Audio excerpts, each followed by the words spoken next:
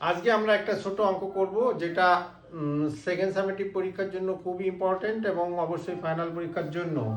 অঙ্কটা হলো 16 সেমি দৈর্ঘ্যের ব্যাসার্ধ বিশিষ্ট একটি বৃত্তের কেন্দ্র থেকে 17 সেমি দূরত্বে অবস্থিত একটি বিন্দু থেকে অঙ্কিত বৃত্তের স্পর্শকের দৈর্ঘ্য কত। এখানে চিত্রে স্পর্শক হলো এডি, এর দৈর্ঘ্য আমাদের নির্ণয় করতে হবে, সেই জন্য আমি এখানে কোশ্চেন মার্ক দিয়েছি। এবং কেন্দ্র থেকে 17 সেমি দূরে বিন্দুটা ডি রয়েছে, সুতরাং ওডি ইকুয়াল টু 17 সেমি।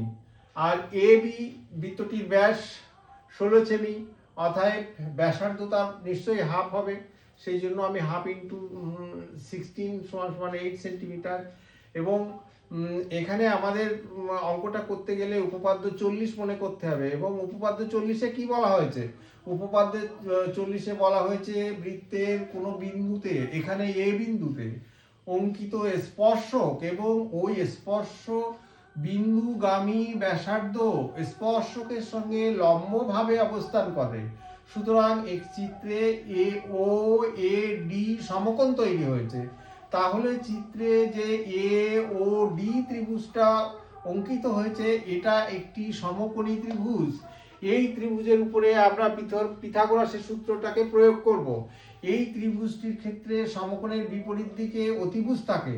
এখানে এ বিন্দুতে সমকোণ অবস্থিত, তাহলে নিশ্চয়ই ওডি হলো অতিভুজ।